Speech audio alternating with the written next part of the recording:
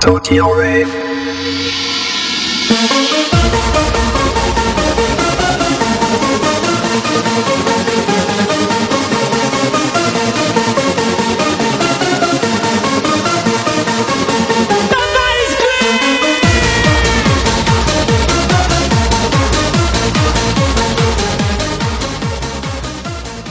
Hi there.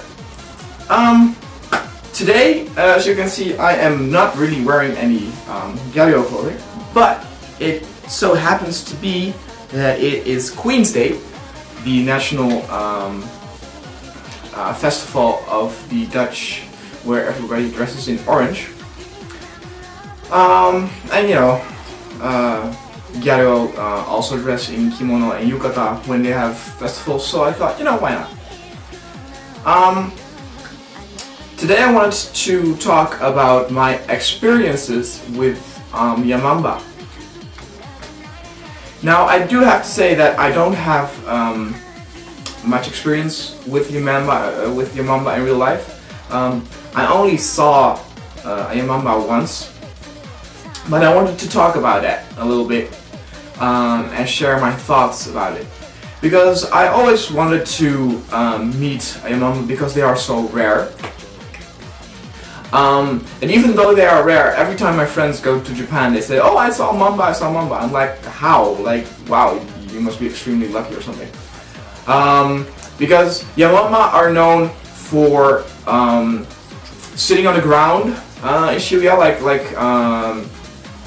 in packs of like 4 or 5 Yamanba. They are called tribes because the Japanese think they look like savages.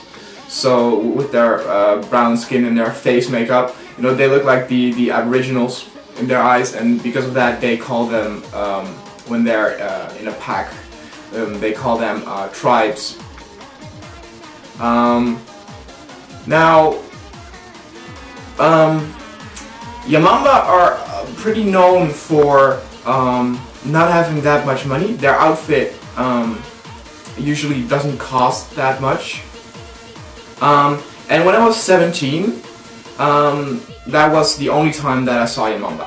This was in 2007, and you have to realize that in 2007, the Yamanba were already dying out. They were already very rare, but they were still a bit more common than now. Like, in that time, you also had like much of para in the clubs, and that's exactly where I saw the Yamanba.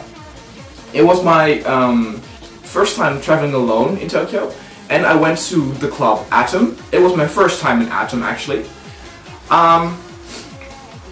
And in Atom they have like these little platforms that stick out of the ground, and only girls are allowed to go up there and, you know, dance. You have that in more clubs, like also in Holland.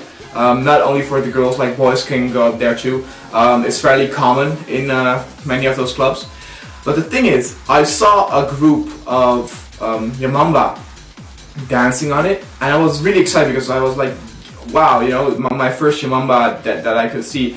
And I was a little bit surprised about what she did though, because you have to realize that we Westerners have all these ideas about Japan, like they have much discipline, or they are very, you know, very prude, stuff like that. But she had a miniskirt on, a very short miniskirt, and there was this Japanese guy who was a little bit drunk, and he put the back of his head on the platform so that he could look under her skirt. And instead of what most girls would have done, like kicked him in the face or, I don't know, just ask him to leave, she actually got through her knees, so so that her miniskirt would come closer to his face. And I was actually surprised by that back then, because it was a total shock to me, because I thought, you know, I knew that the Gyaru were a little bit more sexually active than most Japanese girls are, but it still was pretty shocking to me to see that. Now I'm totally not shocked if I see that, because I now know what the Japanese girls are capable of in the clubs. And now the thing is that that is actually my only experience with the Yamanba, and because of that, I wouldn't say that Yamanba are raunchy, because, you know, they also have some negative stuff people think about, like they think they are sluts in the case of that they have sex with many guys.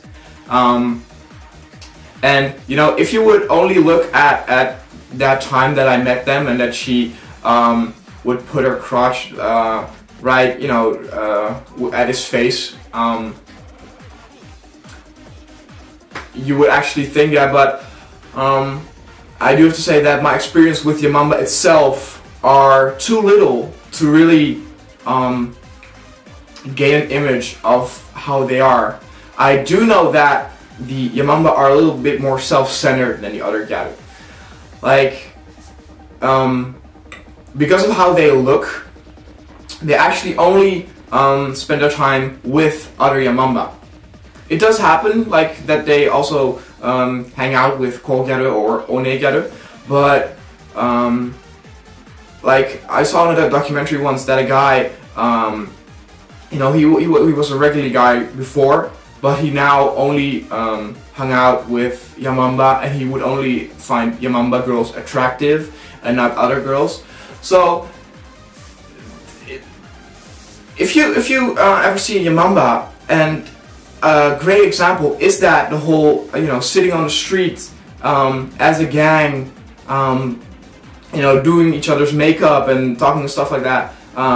It really shows the whole self-centeredness of the Yamanba. And I hope in the future that I will meet more Yamanba and actually am able to ask some questions about the whole Yamanba world, and especially if how it is nowadays for Yamanba, because people actually, you know, make fun of it nowadays. You know, it's practically dead, very rare. But no, if you actually go to Tokyo in the future and you will see a Yamanba, you might consider yourself very lucky. So that was my quick thoughts on my experiences with Yamanba, and I'll see you next time. See ya.